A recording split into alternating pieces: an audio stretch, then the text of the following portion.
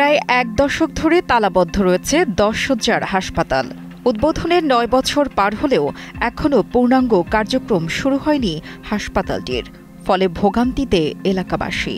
Doctor নাই, ওষুধ নাই, আমরা ওষুধ পাই না, তারপরে আসে ঘুরে যায়, কোনো চিকিৎসা হাসপাতালে কিছু নাই, সব এমনি। এতগুলো টাকা সরকার খরচ করছে, আমাদের পাবলিকের টাকা, এত টাকা খরচ করছে, এই টাকা করে খরচ করলে ফেলাই দিচ্ছে, আমরা কিছুই করতে পারিনি।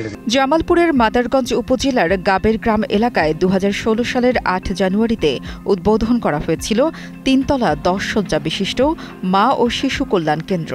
জানা যায়, কেন্দ্রটি নির্মাণে ব্যয় হয়েছিল প্রায় ৪.৫ কোটি টাকা। কেন্দ্রটিতে ২টি চিকিৎসকের চেম্বার, নার্সরুম, ফার্মেসি, ল্যাব, ওয়ার্ডসহ সবই থাকলেও নেই শুধু চিকিৎসক, সরঞ্জাম ও প্রয়োজনীয় জনবল।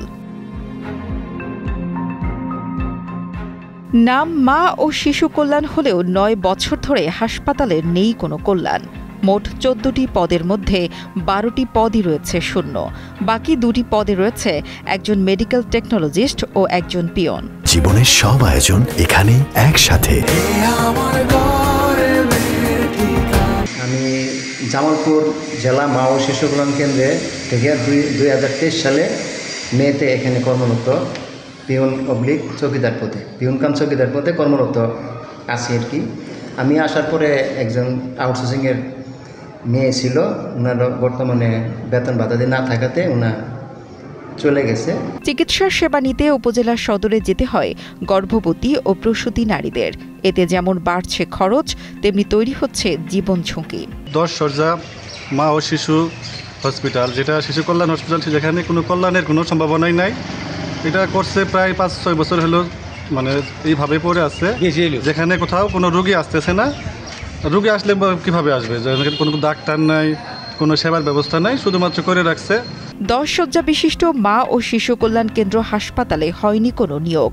আশা করা যায় জনবল পেলে পূর্ণ সেবা চালু করা সম্ভব হবে। আমাদের যে জনবল স্যাংশন আছে, জনবল সেখানে একজনও নাই, আমরা পোস্টিং দিতে পারছি না, যেহেতু নিয়োগ নাই। দীর্ঘদিন যাবৎ আমাদের FWB নিয়োগ বন্ধ হয়ে আছে, ঠিক আছে। প্রায় ৪৭% পদ শূন্য।